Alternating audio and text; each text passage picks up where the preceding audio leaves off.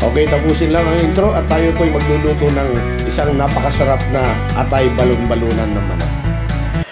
Okay, narito ang ilan sa ating mga sangkap na gagamitin. Ito ay sariling version ko ito actually. Hindi ko lang alam kung may nagluto na. Tip ko nga lang pala, ito ay pinapakita ko. Kung sakali may kasamang puso, kailangan biyakin yung puso. Marami kasing dugo dyan sa loob niyan, alisin lang. Para hindi pagmulan ng lansa, no? Okay? So, hindi na tayo magpaligoy-ligoy. Simulan na natin kaagad sa pamamagitan ng simpleng paggigisa. Inuna natin yung luya.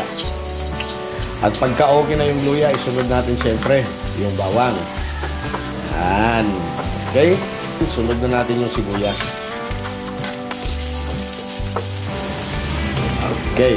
So, pag okay na yan, pwede na natin ilagay yung ating atay at balon-balunan. At saka natin isasangkot sa ito hanggang medyo parang magmamantikan. Parang mantika na lang yung lumuluto sa kanya.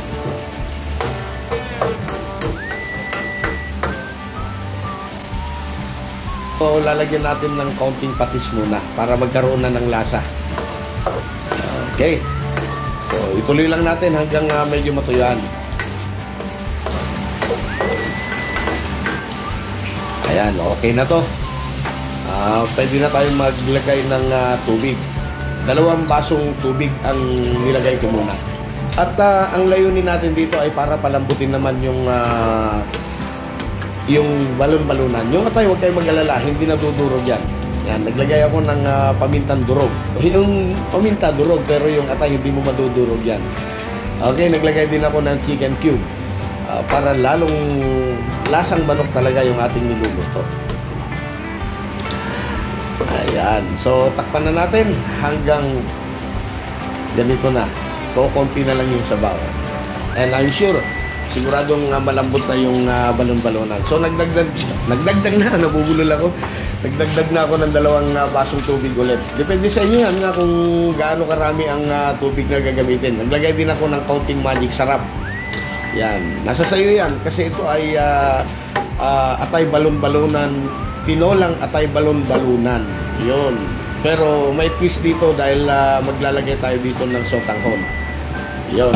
Pagkakulo, pwede nang ilagay yung sayote or chayote kung tawagin ng iba. Yan, check muna natin yung lasa. Yan. So, nagdagdag lang ako ng konting patis.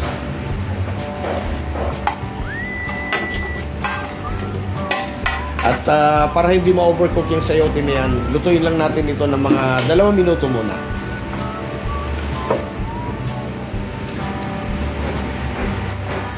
Then after 2 minutes, yan, medyo half cook na siya. Pwede na natin ilagay yung malunggay. Yan, samahan din natin ng 3 siling haba. At pakukuluan lang natin ito ng another 2 minutes. Eksakto, mga 4 minutes lang, luto na yung sayote natin. Okay, pagkatapos ng 2 minuto ulit, boom! Pwede na natin ilagay yung sotanghon. Basta naisip ko na lang na maglagay ng sotanghon. Yan. At ito naman ay halo-haluin lang natin ng konti. Madaling maluto ito. 1 minute lang, okay na yan. Luto na yung sotanghon natin. So, ihalo lang natin ng konti. Then, mamaya-maya lang, pwede natin iserve yan. Okay. At ito na nga, pwede nang iserve yung ating napakasarap na tinolang atay balon-balunan with sotanghon. Ayun. Yun. Sana nagustuhan ninyo yung ating recipe ngayon. Maraming salamat po sa panonood at sa mga hindi pa nakasubscribe, pasubscribe naman at hit mo na rin yung bell. Maraming salamat po.